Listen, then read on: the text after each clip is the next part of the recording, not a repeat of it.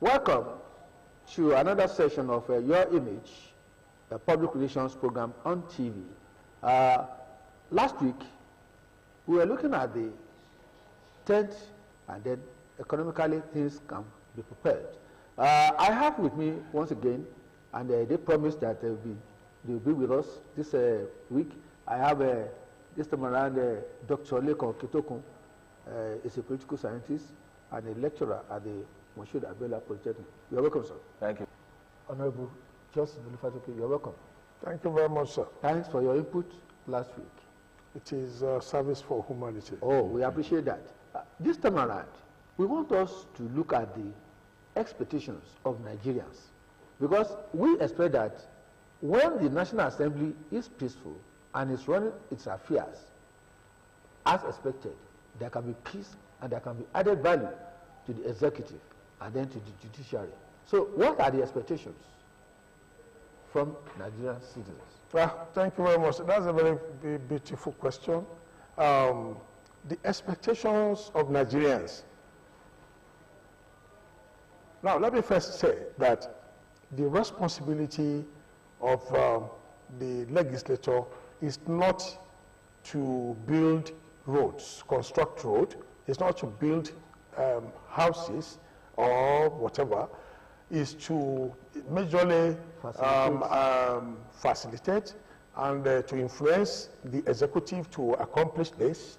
Their major role is lawmaking, appropriation, and Oversight function. Yeah. Now, where you have very, very active, pragmatic legislature, their duty is to balance the expectation or demands of the electorates with that of the resources of Nigerians. I think, should be okay. What is the legislator going to provide? Provide qualitative legislation. Not necessarily to be antagonistic to the executive, but to be proactive, to fight for the interest of the masses, to protect the interest of the electorates, to ensure that dividends of democracy is provided. Now, there's difference between making a budget, the appropriation, to they accomplish the projects that have been put in place, sure the laws that are going to be passed, the resolutions are in the interest of the nation, in the interest of the masses. Dr. Kitokun, when we are talking about the expectations, we have seen that in the last dispensation, so much anger was with the citizens of this country in the area of security. How do you think your advice for the legislature on how to tackle issues of securities?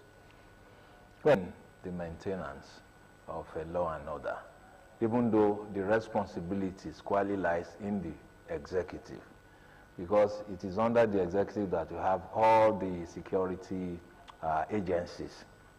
And that's why you call the president the commander-in-chief of the enables citizens to actualize their dreams.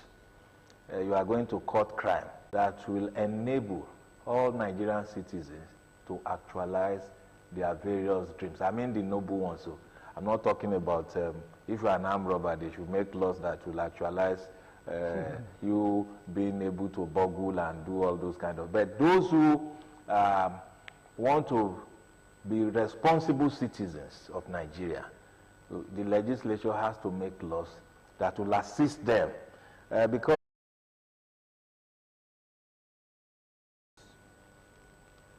you saw the way things were happening, and then the National Assembly were making some efforts to call the attention as to how to address. So what's your advice for the coming legislature? Well, we have said it. One of the main duties of the legislature is providing oversight for executive bodies. How effective can they be? And the legislature can do this right from the start. When you have a leadership of the assembly that is compromised, then when you must come with men who knows what they are doing. And don't forget that among these members of the legislature, we have retired security chiefs amongst them.